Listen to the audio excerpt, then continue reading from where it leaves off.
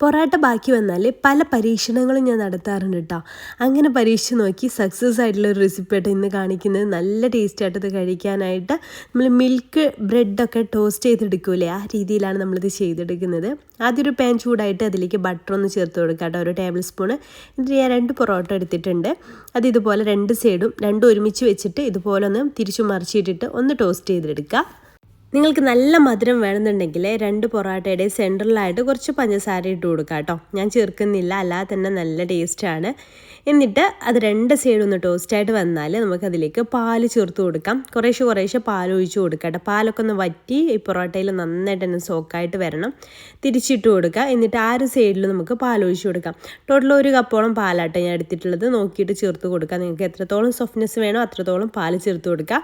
പാൽ ചേർക്കുന്നിടത്തോളം നല്ല ടേസ്റ്റ് കൂടെ ഉള്ളൂ കേട്ടോ. പിന്നെ അതിൻ്റെ മുകളിലായിട്ട് നമുക്ക് എത്രയാണോ പഞ്ചസാര മധുരം വേണ്ടത് അതിനനുസരിച്ചുള്ള പഞ്ചസാര ഇട്ട് കൊടുക്കട്ടെ. ലാസ്റ്റ് എടുക്കാൻ നേരത്തെ ഇട്ട് കൊടുത്താൽ മതി. ഞാനിവിടെ ഒരു 1.5 ടേബിൾ സ്പൂൺ പഞ്ചസാര ഒന്ന് സ്പ്രെഡ് ചെയ്ത് കൊടുത്തിട്ടുണ്ട്. അപ്പോഴേക്കും നമ്മുടെ പാലൊക്കെ നന്നായിട്ട് തന്നെ സോക്കായിട്ട് വന്നിട്ടുണ്ട്. ഇത് മെല്ലെ ശ്രദ്ധിച്ചിട്ട് ഒരു പ്ലേറ്റിലേക്ക് അങ്ങ് മാറ്റാം. അത് എടുക്കുന്ന സമയത്ത് നിങ്ങൾക്ക് കാണുമ്പോൾ മനസ്സിലാവും നല്ല സോഫ്റ്റാണ്.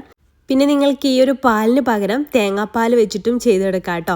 അത് വെച്ചിട്ടും ഞാൻ ടേസ്റ്റ് ചെയ്തിട്ടുണ്ടായിരുന്നു. അടിപൊളിയാണ് കേട്ടോ. അപ്പോൾ എന്തായാലും പരീക്ഷണം സക്സസ് ആയി. നിങ്ങളൊന്ന് ട്രൈ ചെയ്ത് നോക്കുക. ട്രൈ ചെയ്ത് നോക്കുന്ന സമയത്ത് ഫീഡ്ബാക്ക് അറിയിക്കാം കേട്ടോ.